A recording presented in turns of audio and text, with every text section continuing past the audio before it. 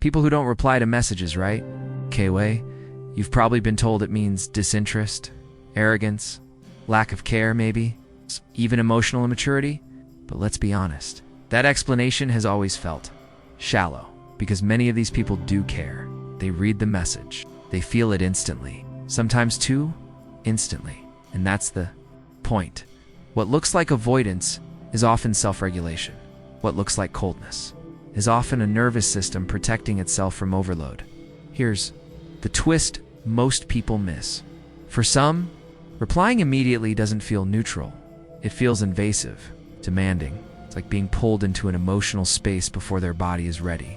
So they pause, not because they're lazy, not because they're playing games, but because their system learned long ago that being instantly available came with a hidden cost. If this already feels familiar, if you've ever stared at a message knowing exactly what to say but still physically couldn't press send, subscribe.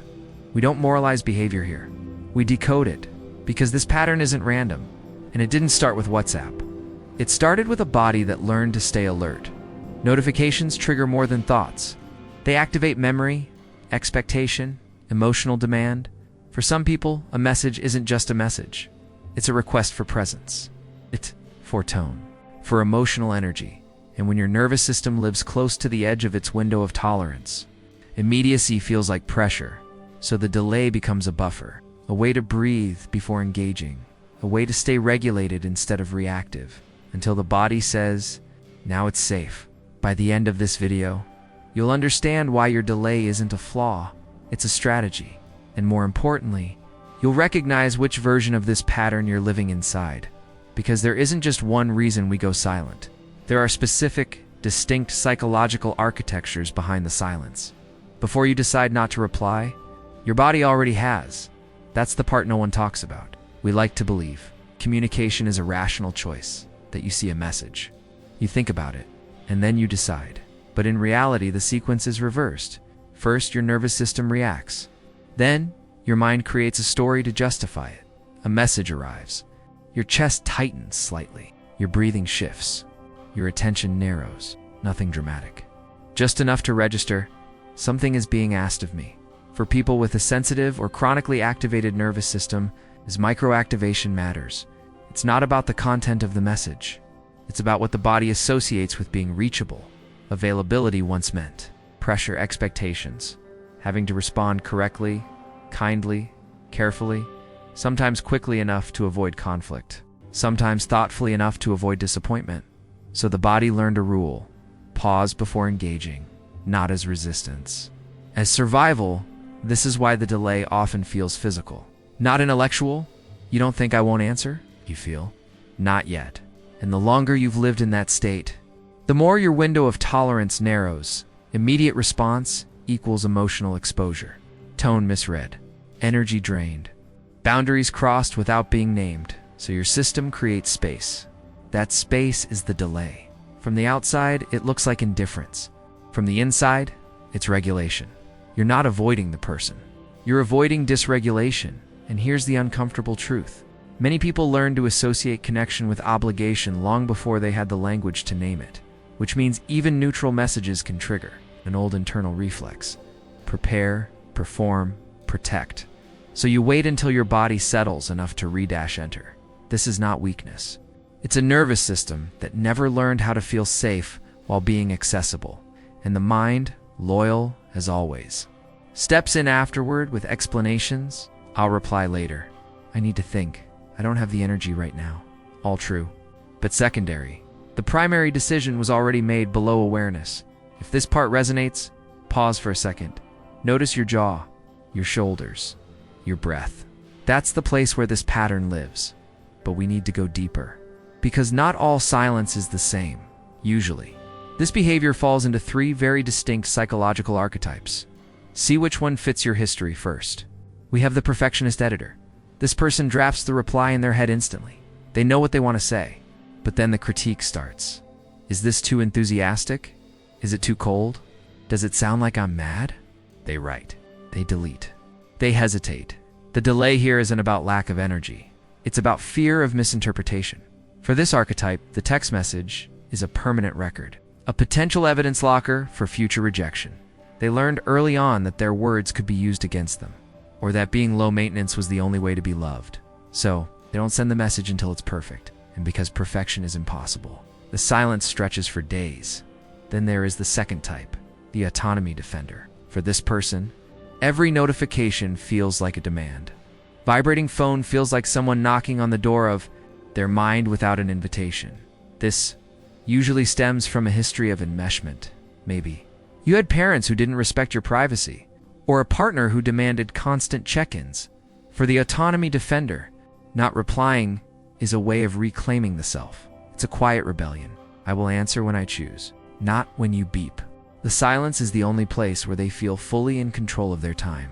And finally, the third type, the dissociated observer. This is often linked to the dorsal vagal shutdown, the freeze response. You see the message, you literally read the words, but they don't register. Emotionally, it feels like looking at the phone through a thick pane of glass. I think I should reply, but the signal from your brain to your fingers is broken. It's not anger, it's numbness. This happens when your system is already overwhelmed by life, work, trauma, sensory overload. One more message is just one too many inputs. So, the brain pulls the plug. In which of these three do you recognize yourself? The perfectionist who fears being wrong? The defender who fears being controlled? Or the observer who is just too tired to feel? Comment below. Naming it is the first step to dismantling the shame around it, because here is the paradox. You don't delay because you don't care. You delay because you care enough to want to show up correctly, calm, thoughtful, controlled. The message sits there while your system asks, do I have the capacity to enter this interaction without abandoning myself? That question is older than WhatsApp. It comes from moments where you learned that your emotional availability was expected, not negotiated. So now, consciously you negotiate with time. Time becomes safety. Time becomes autonomy. Time becomes consent. And yet, strategy has a cost, because the same delay that protects you from overwhelm also teaches others that access to you is unpredictable. Not intentionally, but relationally. This is where many people start feeling misunderstood, seen as distant, hard to read, emotionally unavailable, when internally, the truth is the opposite. You feel too much. You just don't feel safe doing it on demand. If this pattern feels familiar, pause here. This isn't pathology. It's adaptation, and adaptation always made sense. Until it started costing you connection. And the cost is specific. It's the quiet loneliness that grows when protection becomes habit, because up until now, this delay has made sense. It protected you. It kept you regulated. It gave you control over your emotional exposure. But every strategy that protects also charges a price. And this one charges quietly. The cost isn't conflict. It isn't drama. It's something more subtle. It's emotional distance that slowly becomes identity. Over time, people stop asking for your immediacy. Then they stop expecting your presence. Then, without announcing it, they stop reaching out the same way. Not out of punishment. Out of adaptation, they learn to match your rhythm by lowering their expectations. And this is where loneliness sneaks in. Not the loud kind. The silent one. You're still included. Still liked. Still respected, but no longer leaned on. No longer spontaneously chosen, no longer felt as emotionally accessible, even when you are deeply attuned on the inside. This creates an internal split. Part of you feels relief. I finally have space. No one overwhelms me. Another part feels the ache. Why do I feel so unseen? And this is the paradox nobody names. You don't feel lonely because you lack people. You feel lonely because your protection works too. Well, the delay that once prevented emotional flooding now prevents emotional flow, not because you don't want closeness, but because closeness learned to wait for permission that never fully comes. And here's the most uncomfortable truth. Many people who delay replies also delay vulnerability. Delay asking for help. Delay letting others see their real-time reactions. Everything is processed privately first, which means others only ever meet the regulated version of you, never the spontaneous one that costs intimacy, because intimacy isn't built through perfect timing, it's built through shared immediacy. through moments that aren't polished yet, so the question becomes unavoidable. Is your nervous system resting? Or is it isolating? There's no blame here, only awareness. Because the moment you see the cost clearly, you get choice back. So how do we flip this? How do we stay regulated and reachable without betraying the system that is trying to protect us? This is where most advice gets it wrong. People tell you to just reply faster, to push through the discomfort, to override your instincts. That doesn't heal the pattern. It re-traumatizes it, because the issue was never speed. It was safety. Your nervous system doesn't delay to be difficult. It delays because it doesn't. Trust that connection will respect your limits. Once you're in, so the work isn't forcing availability, it's renegotiating how availability feels in your body. Here's the inversion. You don't need to become more accessible. You need to become more internally anchored. When your system knows, it can exit without punishment. Entering doesn't feel so dangerous. That means small, almost invisible shifts. First, try low-stakes signaling. You don't have to write the paragraph. You don't have to solve the problem. You can send a reaction, an emoji. A voice note saying, "I'm alive, just low battery," will reply properly later. This breaks the freeze loop. It tells your amygdala, see, we engaged and we didn't die. We engaged and we weren't engulfed. Second, practice imperfect presence. Applying briefly instead of perfectly. Responding with presence instead of performance. Allowing yourself to be slightly unregulated and staying anyway, not flooding, not oversharing, just not disappearing. This is how regulation matures. You expand your window of tolerance from the inside, not by pressure from the outside. Instead of waiting until you feel completely ready, you respond when you feel just ready enough, and you notice something important. The catastrophe doesn't happen. You aren't consumed. You aren't trapped. Your body learns a new association. Connection doesn't require self-erasure. That's the real repair. Because the goal was never constant availability. It was choice. Choice to engage without losing yourself. Choice to pause without vanishing. Choice to be reachable without being invaded.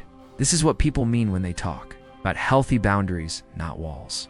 Not exposure, but flexibility with safety. So if this pattern describes you, hear this clearly. You are not cold. You are not indifferent. You are not broken. You are careful. And careful people don't need to be fixed. They need environments and internal permissions where care is safe. Let me leave you with one question to carry into your week. When a message arrives next time and that familiar pause hits you, ask yourself, are you protecting your peace? Or are you protecting yourself from a closeness that once cost too much? The answer might change everything. If this video helped you see your behavior with less shame and more clarity, share it with someone who lives in emotional self-protection mode. It might be the validation they've been waiting for. And hit subscribe. Psychology Unseen isn't a channel about changing who you are. It's about understanding why you became this way and choosing what still belongs.